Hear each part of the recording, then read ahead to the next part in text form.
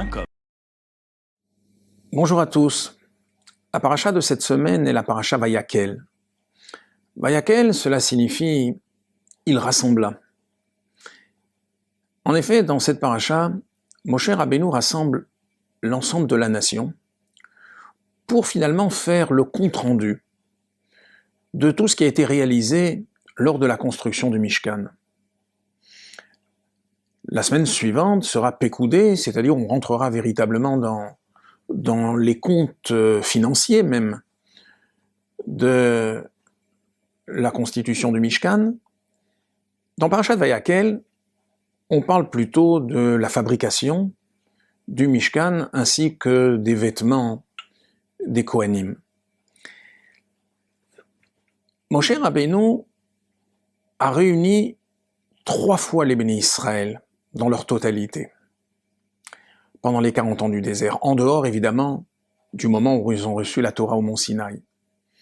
La première fois c'était Parashat Vayakel, la deuxième fois c'était dans la Parashat Kedoshim, où il s'est adressé l'Echol Adat Bnei Israël, à toute l'assemblée du peuple juif.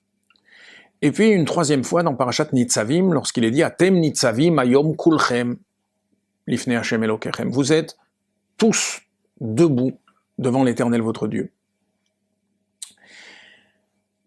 Alors, pourquoi fallait-il cette unité, ce rassemblement, pour parler au peuple de la construction du Mishkan et de sa réalisation?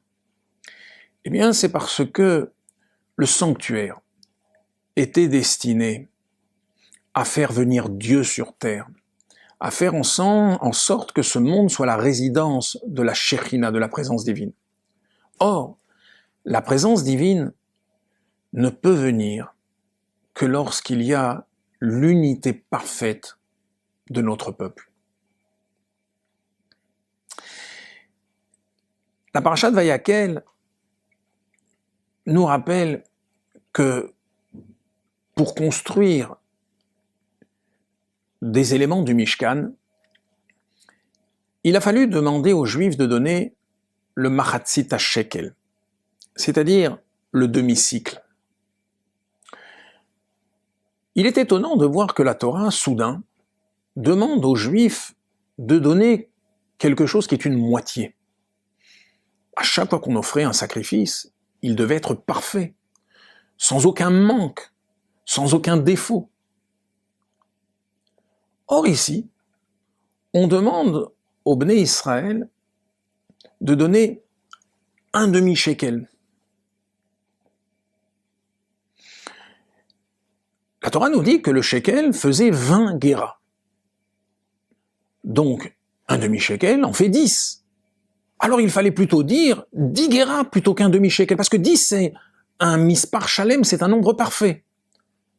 Et comme tout ce qui se faisait dans le Mishkan, dans le sanctuaire, devait être parfait, ne fallait-il donc pas dire plutôt 10 guéras? Eh bien, le rabbi nous explique que ce shekel, qui vaut esrim guéra, 20 guéras, fait allusion aux 10 sphirotes, c'est-à-dire aux 10 niveaux spirituels qui président à la création, à la formation de tous les mondes, y compris celui dans lequel nous vivons. Et d'un côté, les 10 kochot hanefesh, c'est-à-dire les 10 forces de l'âme qui constituent la neshama de chacun d'entre nous. Or, comment est-ce que la présence divine peut descendre dans ce monde? C'est justement lorsqu'il y a une cohésion entre les 10 forces de l'âme et les 10 forces divines qui animent les mondes spirituels. Chaque juif doit savoir que lui n'est qu'une moitié.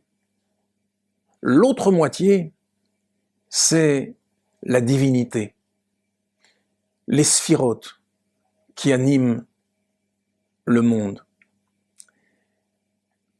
Vayakel vient nous rappeler qu'à chaque instant, non seulement chacun doit savoir qu'il n'est pas entier s'il se détache de la divinité, c'est comme si, en quelque sorte, lui était une moitié et Dieu acceptait d'être l'autre moitié pour fusionner avec chacun d'entre nous.